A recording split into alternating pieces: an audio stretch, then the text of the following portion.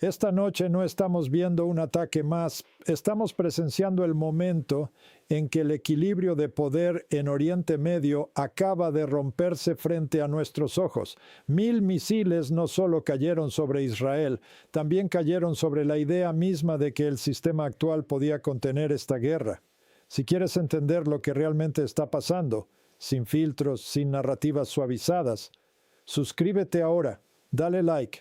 Comparte este análisis y deja tu opinión en los comentarios, porque lo que viene después podría cambiarlo todo. Esta noche, Oriente Medio ha entrado en una fase de escalada que resonará en los centros de poder, desde Tel Aviv hasta Washington, durante años. Lo ocurrido en las últimas 24 horas no puede describirse como un simple enfrentamiento, ni como una provocación aislada, ni siquiera como una maniobra calculada para obtener ventaja diplomática. Estamos ante algo mucho más significativo: la activación del instrumento militar no estatal más potente jamás desarrollado en la guerra moderna. Y ese instrumento ha sido dirigido con una precisión devastadora hacia el núcleo mismo de la sociedad israelí. Irán ha dado luz verde al despliegue completo del arsenal operativo de Hezbollah. Aproximadamente 1000 cohetes, misiles y municiones merodeadoras han caído sobre territorio israelí en un ataque coordinado cuya escala y sofisticación no tiene precedentes en la historia de este conflicto. Ni la guerra del Líbano de 2006, ni la escalada en Gaza en 2021, ni siquiera los acontecimientos posteriores al 7 de octubre ofrecen un punto de comparación válido. Nada en la experiencia operativa acumulada por las fuerzas de defensa de Israel preparó a los operadores de radar para lo que apareció en sus pantallas en las horas previas al amanecer. El sistema defensivo israelí, compuesto por múltiples capas, Iron Dome, David's Sling y Arrow, fue activado de manera simultánea. Sin embargo, lo que se puso a prueba no fue solo su capacidad técnica, sino los límites mismos de cualquier arquitectura defensiva frente a un volumen de ataque de tal magnitud. Los interceptores fueron lanzados en cifras que consumen reservas acumuladas durante años de planificación estratégica. Y aún así, como dictan las leyes inevitables de la física y la matemática, cuando el volumen de fuego entrante supera la capacidad de respuesta de cualquier sistema finito, se abren brechas. Y esas brechas tuvieron consecuencias. Los proyectiles impactaron en ciudades, alcanzaron instalaciones militares, golpearon infraestructuras críticas cuya reparación requerirá meses y miles de millones en inversión. Este no fue un fallo puntual, sino la manifestación de una saturación deliberada y calculada. Lo que estamos observando no es únicamente un episodio militar. Es una demostración ejecutada en tiempo real ante la comunidad internacional de que los marcos tradicionales de disuasión están siendo desafiados de manera directa y efectiva. En esencia, las reglas del juego han cambiado, y quien ha impulsado este cambio no lo ha hecho de forma improvisada, sino tras años de preparación estratégica, disciplina operativa y una comprensión profunda de las limitaciones de sus adversarios. En la sala de crisis de la Casa Blanca, lo que se vivió durante esas horas está siendo descrito por fuentes internas como un momento sin precedentes en la memoria reciente. Una administración que había invertido un considerable capital político en su postura de disuasión frente a Irán, emitiendo advertencias claras, estableciendo líneas rojas, con la confianza propia de una potencia acostumbrada a que sus mensajes sean respetados, se encontró observando en tiempo real cómo esas advertencias eran ignoradas a gran escala. La palabra pánico, aunque diplomáticamente matizada en los círculos oficiales, comienza a aparecer en los análisis más sinceros, y no es difícil entender por qué. Esto no es simplemente un episodio militar más, es una demostración operativa, visible para todos los gobiernos y estructuras militares del mundo, de que la arquitectura de disuasión que Estados Unidos ha sostenido en esta región durante décadas ha encontrado un desafío que no puede neutralizar ni mediante superioridad abrumadora ni a través de presión diplomática convencional. El mensaje es claro, el equilibrio estratégico ha cambiado y ese cambio no ha sido accidental. Ha sido el resultado de una preparación meticulosa ejecutada con una paciencia estratégica que, durante años, fue subestimada por gran parte de la comunidad analítica occidental. La pregunta ahora no es solo qué ocurrió, sino cómo ocurrió con tal nivel de coordinación y eficacia. ¿Qué sucedió exactamente durante esas horas críticas en las que el cielo israelí se vio saturado por cerca de 1000 proyectiles? ¿Qué nos revela la activación total del arsenal de Hezbollah sobre la profundidad de la inversión estratégica iraní en esta capacidad? ¿Cómo ha respondido Washington? Y más importante aún, ¿qué nos dice esa respuesta sobre los límites reales del poder estadounidense en este escenario? Y quizás la cuestión más relevante, ¿cómo será el mundo después de una demostración de esta magnitud en la que las fórmulas tradicionales de poder y disuasión parecen haber dejado de ser suficientes? Estas son preguntas que no pueden responderse con titulares superficiales ni con análisis apresurados. Requieren una evaluación rigurosa, basada en hechos y en una comprensión clara de la evolución estratégica que estamos presenciando. Antes de avanzar, conviene hacer una pausa y reconocer algo fundamental. Para comprender plenamente la magnitud de lo ocurrido sobre territorio israelí en esas horas críticas, es necesario abandonar cualquier punto de referencia previo. Las campañas de cohetes de 2006, de 2014 o de 2021, aunque significativas en su momento, respondían a una lógica distinta. Eran acciones limitadas, cuidadosamente calibradas para enviar mensajes políticos o militares sin cruzar el umbral de un compromiso total. Lo que hemos presenciado ahora es cualitativamente diferente. No se trata de una señal, no se trata de una prueba, se trata de una activación completa, una demostración inequívoca de una capacidad militar que ha sido desarrollada, perfeccionada y mantenida en reserva durante más de 15 años de planificación estratégica. La cifra 1000 proyectiles no es simplemente un dato llamativo. En términos militares, representa una operación de enorme complejidad logística, movilización de recursos, coordinación de múltiples unidades, sincronización de objetivos y ejecución precisa en distintos puntos geográficos. Nada de esto se improvisa. Una operación de esta escala requiere semanas, incluso meses, de preparación previa. Implica el posicionamiento estratégico de municiones, la preparación de plataformas de lanzamiento, la coordinación de tiempos y objetivos a través de múltiples nodos operativos distribuidos en el sur del Líbano y el valle de la Bekaa. En términos claros, estamos ante el resultado de una estructura organizativa altamente sofisticada, capaz de ejecutar operaciones complejas con una disciplina que rivaliza con la de fuerzas militares estatales. Y esto nos lleva al siguiente punto crítico del análisis: la naturaleza del ataque en sí. Porque lo ocurrido no fue un bombardeo indiscriminado, sino una operación diseñada en capas, estructurada en fases que revelan un nivel significativo de planificación táctica. La arquitectura del ataque, como veremos a continuación, no solo buscaba infligir daño, sino desbordar sistemáticamente el sistema defensivo israelí. Y en ese objetivo, los indicios apuntan a que fue en gran medida eficaz. El ataque no fue caótico ni improvisado. Fue estructurado en múltiples oleadas, y es precisamente esa arquitectura la que revela el nivel de sofisticación alcanzado por la operación. La primera fase consistió en el lanzamiento de cohetes de menor coste y menor precisión, sistemas del tipo Grad y variantes similares, cuyo valor individual en términos militares es limitado. Sin embargo, su función en este contexto fue absolutamente decisiva. No estaban diseñados para destruir objetivos estratégicos de alto valor. Su propósito era otro: activar simultáneamente todos los sensores, baterías interceptoras y nodos de mando del sistema de defensa aérea israelí. En términos prácticos, actuaron como el detonante que obligó a todo el sistema defensivo a operar al máximo de su capacidad desde el primer momento. Mientras los radares israelíes entraban en modo de seguimiento intensivo y los primeros interceptores eran lanzados, la segunda oleada ya estaba en camino.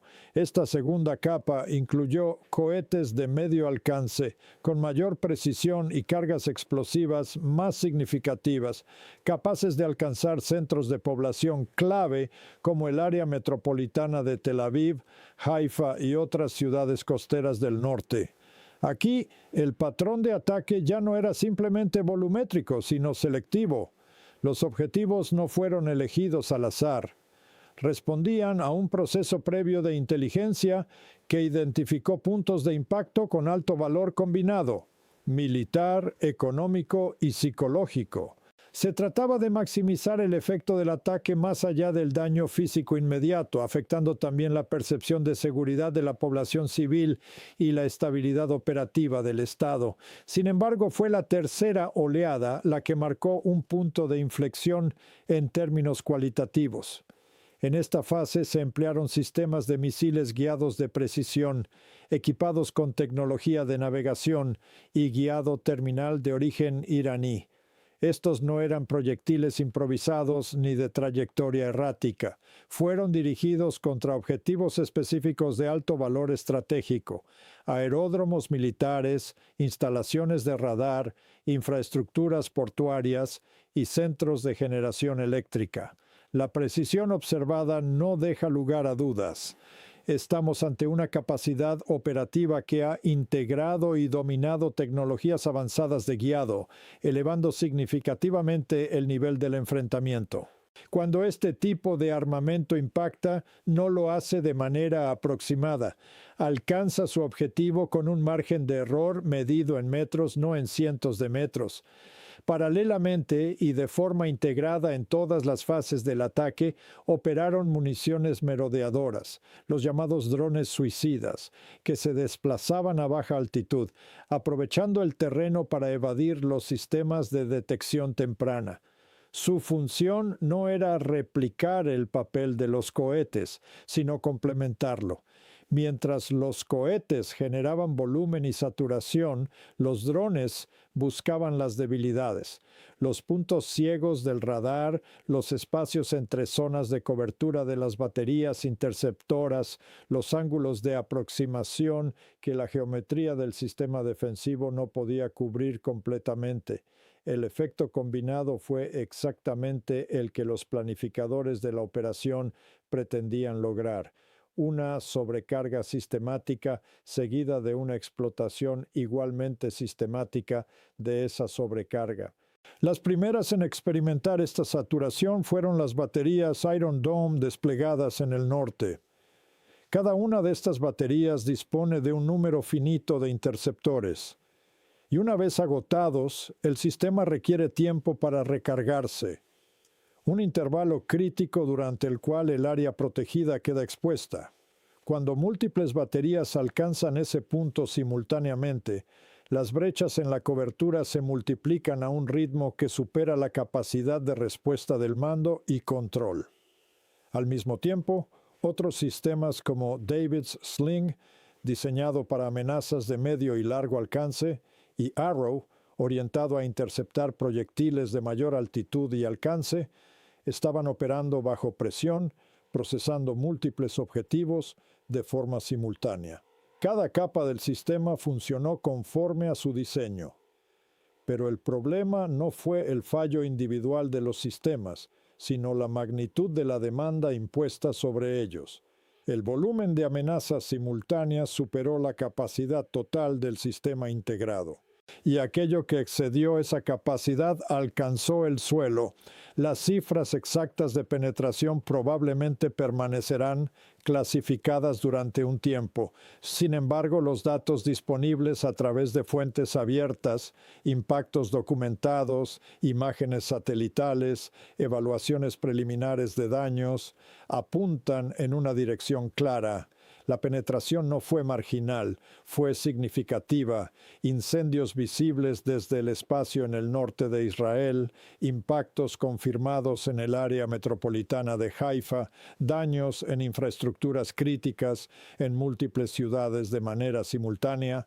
Todos estos elementos constituyen la evidencia tangible de un sistema defensivo que no fue destruido, pero sí sobrepasado. Y esa distinción es crucial. No hablamos de un colapso estructural permanente, sino de una saturación operativa, un escenario en el que incluso el sistema más avanzado puede ser superado si se le presentan más amenazas simultáneas de las que puede gestionar. La dirigencia política y militar israelí ha tenido que asimilar esta realidad en tiempo real, y el impacto institucional de esa constatación se refleja tanto en las declaraciones públicas emitidas desde entonces como, quizás de forma aún más reveladora, en aquello que se ha evitado decir. La activación del arsenal de 1,000 cohetes de Hezbollah no surgió de la nada. Es el resultado directo de uno de los programas de inversión militar más sostenidos, disciplinados y estratégicamente coherentes de las últimas 2 décadas. Un programa desarrollado bajo condiciones adversas, sanciones económicas, vigilancia constante, ataques selectivos y, no menos importante, una persistente subestimación por parte de numerosos análisis occidentales. Para comprender plenamente lo que representa esta capacidad, es imprescindible analizar cómo fue construida. Tras la guerra del Líbano de 2006, Irán llevó a cabo una evaluación exhaustiva del desempeño militar de Hezbollah. Las conclusiones de ese análisis no se limitaron a ajustes tácticos menores. Definieron una hoja de ruta estratégica a largo plazo que ha culminado en la demostración operativa observada recientemente. En 2006, Hezbollah lanzó aproximadamente 4,000 cohetes a lo largo de 34 días. Una cifra considerable, sin duda, pero limitada en términos de precisión, capacidad de carga y, sobre todo, carente de sistemas de guiado que permitieran transformar volumen en efecto estratégico real. Israel logró absorber aquella campaña sin comprometer su posición militar fundamental. La conclusión iraní fue clara. En un futuro enfrentamiento no bastaría con aumentar el número de proyectiles. Era necesario cambiar su naturaleza. Se requerían sistemas más precisos, más sofisticados y un ecosistema completo que integrara mando, logística, inteligencia y entrenamiento. En otras palabras, no se trataba de acumular armas, sino de construir una verdadera fuerza militar. De este planteamiento surgió uno de los programas más relevantes de la estrategia iraní, la transferencia de municiones guiadas de precisión. El desafío era considerable. Hezbollah opera en territorio libanés bajo una vigilancia constante por parte de los servicios de inteligencia israelíes y estadounidenses. El traslado de sistemas de armas completos implicaba un alto riesgo de interdicción. De hecho, Israel llevó a cabo cientos de ataques aéreos contra convoyes en Siria y Líbano con el objetivo específico de impedir el desarrollo de esta capacidad. La respuesta iraní fue tanto pragmática como eficaz.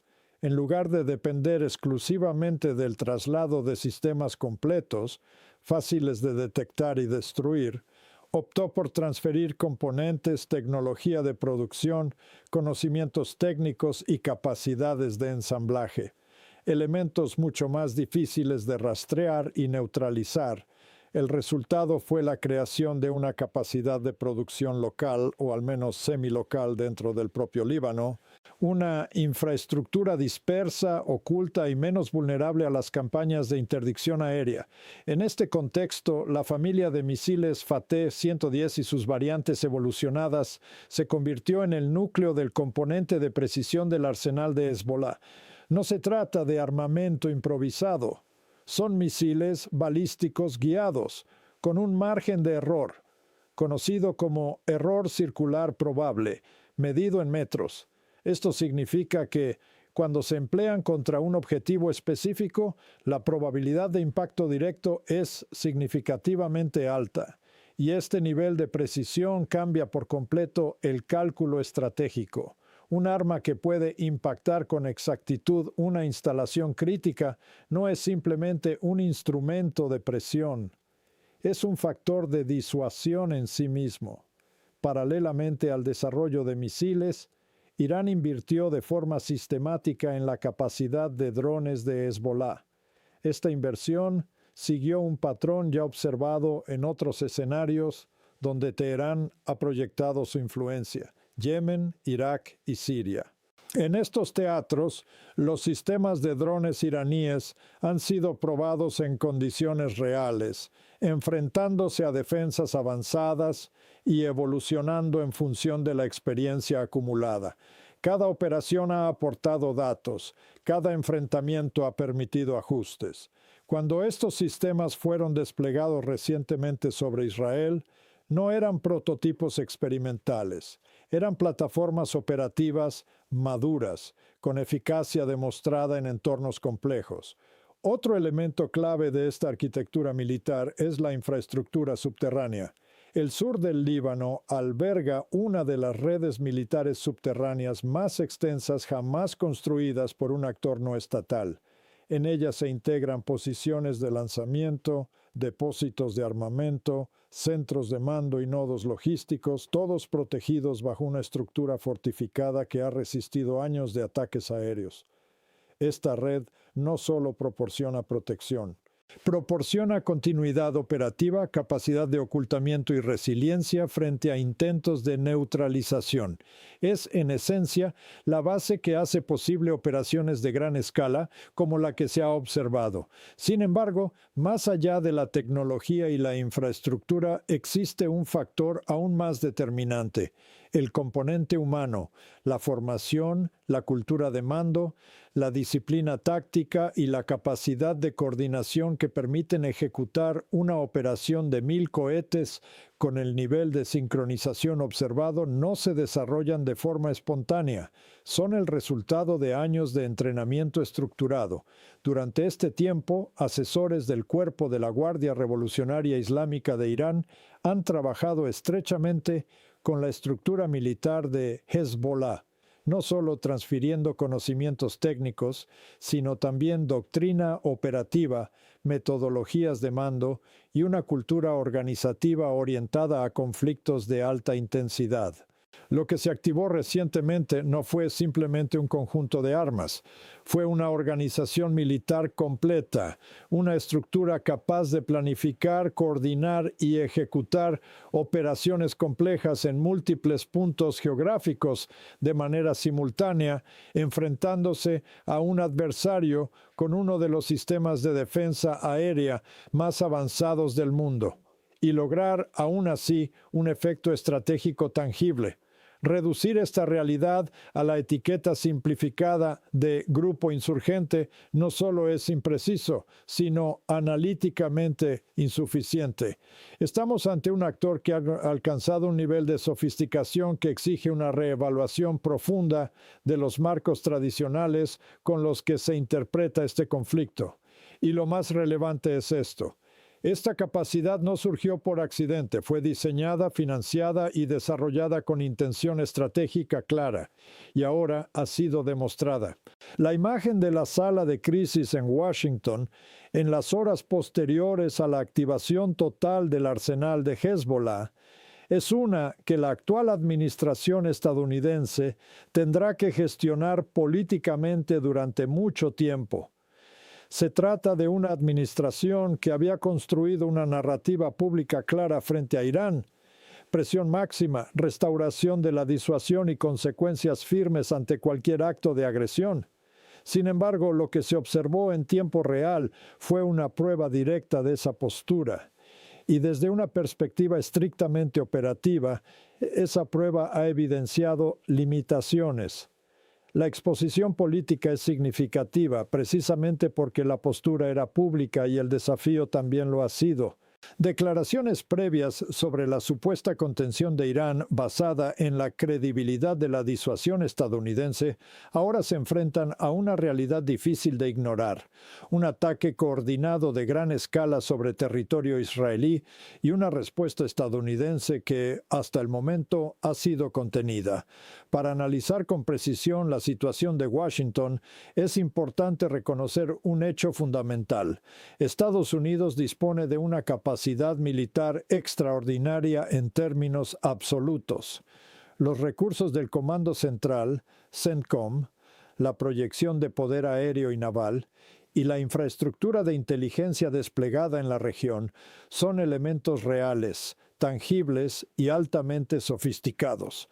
La cuestión, por tanto, no es la capacidad, la cuestión es la aplicabilidad de esa capacidad en este contexto específico, porque el uso de la fuerza no ocurre en el vacío, está condicionado por las consecuencias que puede generar, y en este caso esas consecuencias son considerables. Uno de los escenarios que domina la planificación estratégica estadounidense es el del Estrecho de Hormuz. Irán ha desarrollado durante años una capacidad de negación marítima diseñada específicamente para amenazar el tránsito de petróleo a través de este punto crítico. Misiles antibuque, baterías de misiles de crucero desplegadas a lo largo de su costa, fuerzas submarinas, embarcaciones rápidas operando en configuraciones de enjambre y capacidades de minado naval conforman un sistema defensivo en capas que complica cualquier intento de neutralización rápida. No existe una acción militar puntual que pueda eliminar este conjunto de amenazas sin recurrir a una campaña sostenida de gran escala, y una campaña de ese tipo tendría un coste inmediato. Un enfrentamiento que derivara en una interrupción significativa del tráfico en el estrecho de Hormuz provocaría un impacto directo en los precios energéticos a nivel global. Ese shock se trasladaría en cuestión de días a la economía internacional. Las consecuencias políticas dentro de Estados Unidos, en los mercados financieros, en el coste de vida de los ciudadanos, en la estabilidad de la propia administración, serían inmediatas y profundas. Este no es un escenario teórico, es un cálculo que se realiza de forma sistemática en los círculos estratégicos de Washington, y los resultados de ese cálculo, de manera consistente, apuntan hacia la cautela. A esto se suma la dimensión militar del problema. La evolución de las capacidades iraníes ha alterado significativamente el entorno operativo. Su arquitectura de defensa aérea, su arsenal de misiles de precisión y su capacidad de despliegue de drones generan un entorno en el que la superioridad aérea, tradicionalmente asumida en operaciones estadounidenses, no puede darse por garantizada en los mismos términos que en conflictos anteriores. Irán ha dedicado décadas a estudiar los patrones operativos de Estados Unidos y a desarrollar contramedidas específicamente diseñadas para dificultar su intervención. El resultado es un adversario capaz de imponer costes reales a cualquier operación militar directa, y esto ocurre en un contexto en el que la tolerancia política a esos costes, tanto dentro de Estados Unidos como entre sus aliados, es cada vez más limitada.